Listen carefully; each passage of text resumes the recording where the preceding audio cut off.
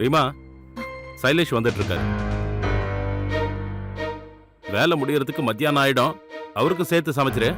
ஆ, ஆ, நீ அது எங்க வெளிய போறியா? ரேஷன் தீர்ந்து போச்சு இல்லையா, அதான் மார்க்கெட்டுக்கு போயிட்டு இருக்கேன். இதோ போயிட்டு உடனே வந்துருவேன். ஓகே, நில்லு.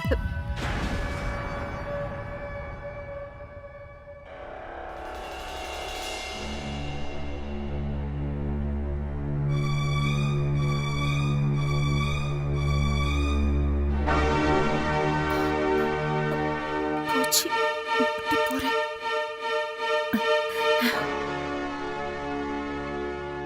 நீ ரொம்ப ஹாட்டா இருக்க. போட்டுமா? ம்.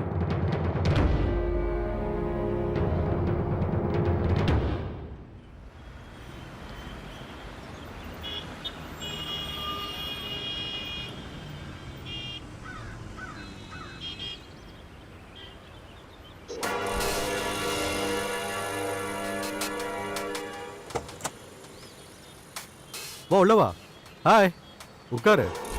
இப்ப எங்க போறோம்? நான் சீக்கிரம் வீட்டுக்கு போகணும். என் கூட இருக்கிற வரைக்கும் நீ வீட்டை பத்தி யோசிக்கவே கூடாது.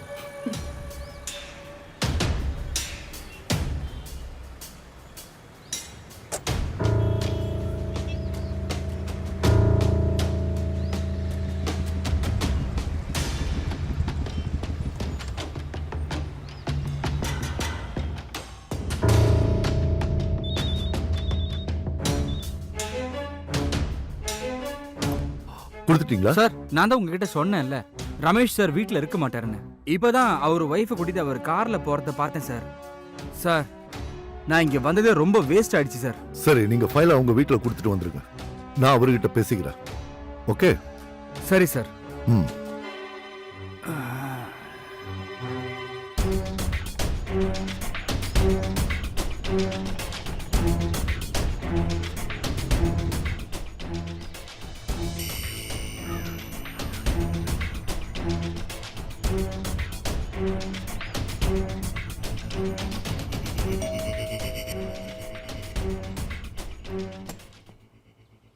சைலேஷ்,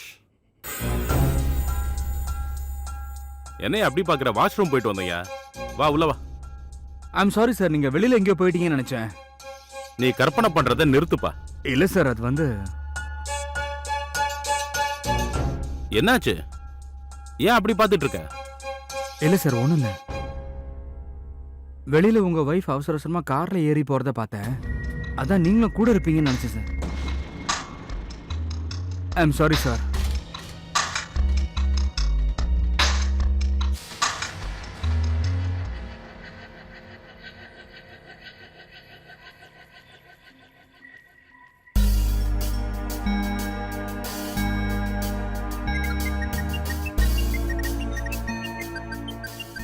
ரீமா, போனை எடுக்காத.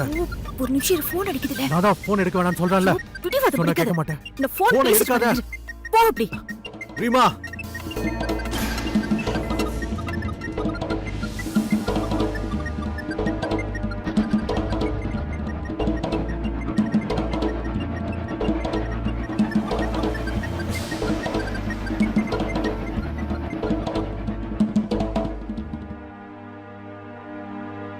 சத்தம் போடாத. ரமேஷோட கால். ஹலோ ரீமா, நீ எங்க இருக்க? ரேஷன் வாங்குறதுக்கு இவ்ளோ நேரமா? சைலேஷும் சாப்பிடாம போயிட்டாரு. I'm really sorry. அது வழியில என் ஃப்ரெண்டை மீட் பண்ணனா பேசிட்டு இருந்ததுல எனக்கு டைம் போனது தெரியல. இதோ நான் சீக்கிரம் வீட்டுக்கு வந்துடுறேன். சரி, சீக்கிரம் வா. ரீமா, எங்க கிளம்பிட்ட? விடு கைய. நான் சொல்றத கேளு. விக்கி, நான் வீட்டுக்கு போன கைய விடு. வீட்டுக்கு ஒண்ணு போவேணாம். இன்னும் எத்தனை நாளைக்கு இதே மாதிரி? இதோ பாரு ரீமா, ரெண்டுல ஒரு முடிவெடு. அப்புறம் இல்லனா என்ன பண்ணுவ? பிளாக்மெயில் பண்றியா? பிளாக்மெயிலா? பிளாக்மெயில் எப்படி இருக்கும்னு உனக்கு தெரியாதுன்னு நினைக்கிறேன். தெரியாது. ஆனா இது உனக்கு தெரியும்ல, என் புருஷன் யாருன்னு. அவர் ஒரு என்கவுண்டர் ஸ்பெஷலிஸ்ட். அவருக்கு மட்டும் நம்ம 2 பேர் விஷயம் தெரிஞ்சது, நம்ம 2 பேரையும் அவர் என்ன பண்ணுவார்னு கற்பனை பண்ணி கூட பார்க்க முடியல. என்ன போக விடு. ரீமா,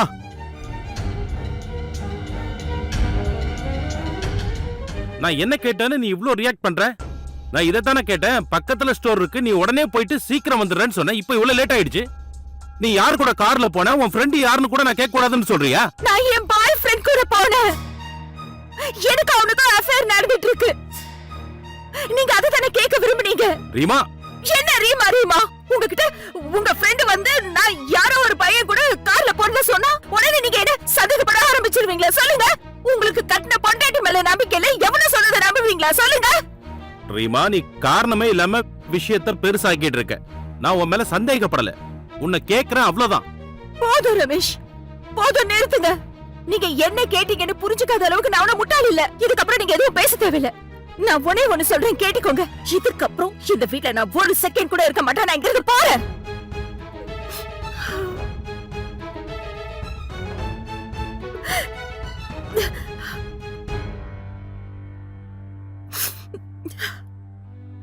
இது என்ன குழந்தை தன்ன ரீமா?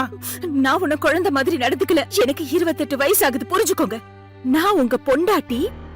ஆனா ஒரு குற்றவாளிய கேள்வி கேக்குற மாதிரி நிக்க வச்சு கேக்குறீங்கல்ல. குற்றவாளிகளுக்கும் மனைவிக்கும் உங்களுக்கு வித்தியாசம் தெரியல, அப்புறம் என்கிட்ட கேள்வி கேக்குறீங்க. நான் சொல்றது கேளு ப்ளீஸ் ப்ளீஸ். சாரி, நான் சொன்னது தப்புதான், சாரி கேட்டுக்கிறேன். ஓகே, நான் இப்ப சொல்றேன், ப்ராமிஸ் பண்றேன், ஒரு மனைவிக்கும் குற்றவாளிக்கும் நிறைய வித்தியாசம் இருக்குங்கிறத நான் என் மனசுல வச்சுக்கிறேன். இப்ப உனக்கு கோவம் இல்ல?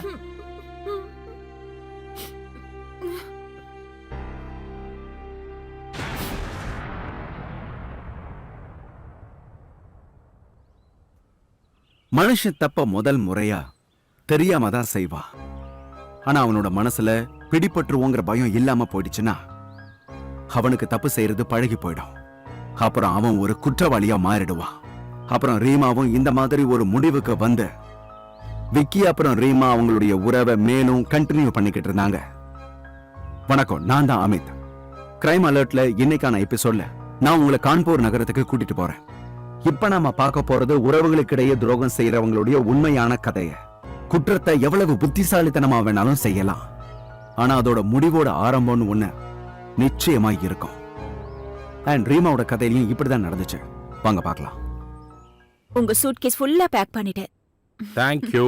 அப்புறம் இன்னொரு விஷயம் ரீமா, இதுல 1 லட்சம் ரூபாய் பணம் இருக்கு. பத்திரமா உள்ள வை. டிபார்ட்மெண்டோட பணம். நான் திரும்பி வந்ததும் இதை டெபாசிட் பண்ணிடுறேன். சரி. அப்புறம் சீக்கிரமா திரும்பி வர முயற்சி பண்றேன். சீக்கிரம் வந்துருங்க. நீங்க இல்லைன்னா நான் எப்படி இருப்பேன்னு உங்களுக்கு தெரியும்ல. I know. பத்திரமா இரு. பாய் பாய்.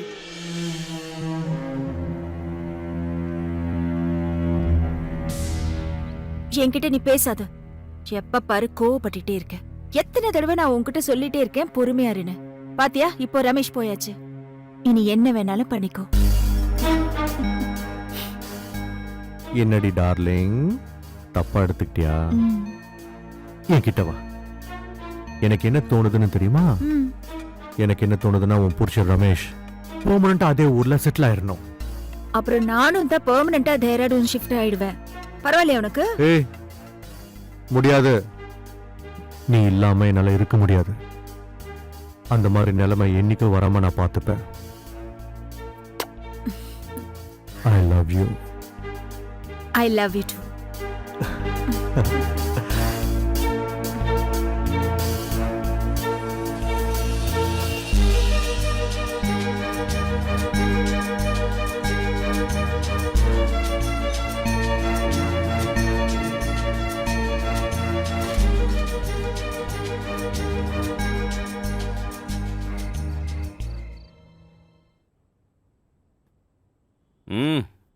என்னம்மா ஞாபகம் வரனா?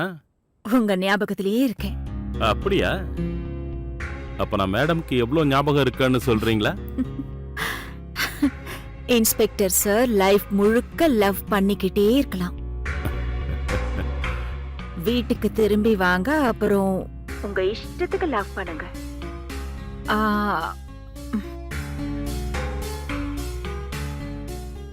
எனக்கு வீட்ல இருந்து கால் வந்துட்டே இருக்கு.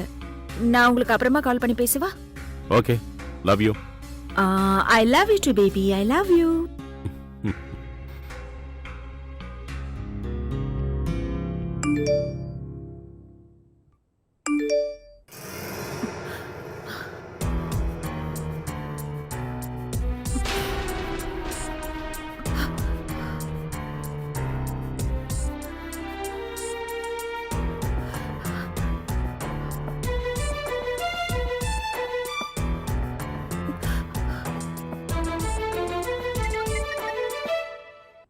ஹலோ, வீடியோ எப்படி இருக்கு மேடம்? யார் பேசுறது? நான் யாரா இருந்தா என்ன, அந்த வீடியோ எப்படி இருக்குன்னு மட்டும் சொல்லுங்க. நான் யாருன்னு உனக்கு தெரியாது. எல்லாம் தெரியும் madam. Reema Singh, wife of Ramesh Singh, encounter specialist. Mobile number 93. வேணும்னா அவருக்கும் இந்த வீடியோ அனுப்புறேன். இல்ல இல்ல, உனக்கு என்ன வேணும்? வெறும் 2 லட்சம் ரூபாய் பணம் கைக்கு வந்தவன வீடியோவை டெலீட் பண்ணிடுவேன். ஹலோ ஹலோ,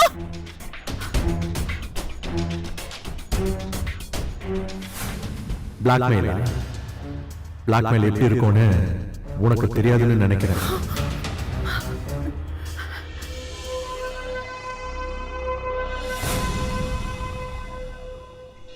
நீ இப்படி செய்வேன்னு நான் கொஞ்சம் கூட நினைச்சு கூட பார்க்கல. என்ன சொல்ல வர? உனக்கு ஏதோ மூளை கெட்டு போச்சா? இத நான் ஒண்ணு அனுப்பல. நீ அனுப்பலையா? நீ தானே எப்பவுமே சொல்லுவ பிளாக்மெயில் பண்ணுவேன்னு பண்ணிட்ட இல்ல? இப்போ அட, உனக்கு என்ன பைத்தியமா பிடிச்சிருக்கு? அத நான் கோவத்துல சொன்னமா? பொய் சொல்லாத. ரீமா,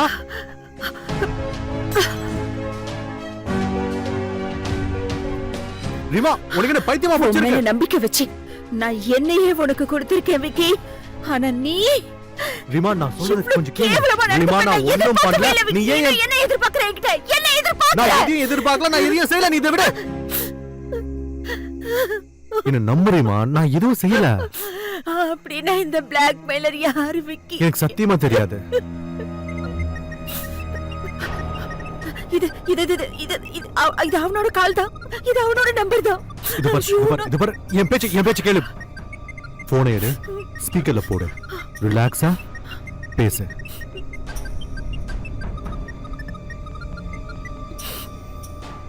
ஹலோ ஹலோ மேடம், பணத்தை ஏற்பாடு பண்ணிட்டீங்களா? ஓகே. எங்க மீட் பண்ணணும் கேளு. நான் ஏற்பாடு பண்ணிட்டேன். பணத்தை எங்க கொண்டு வந்து கொடுக்கணும்? நான் உங்களுக்கு அட்ரஸை எஸ்எம்எஸ் பண்றேன் மேடம். அது வரைக்கும் நீங்க உங்க லவர் கூட ஜாலியா என்ஜாய் பண்ணுங்க. நான் உங்களை அடிக்கடி டிஸ்டர்ப் பண்ண விரும்பல.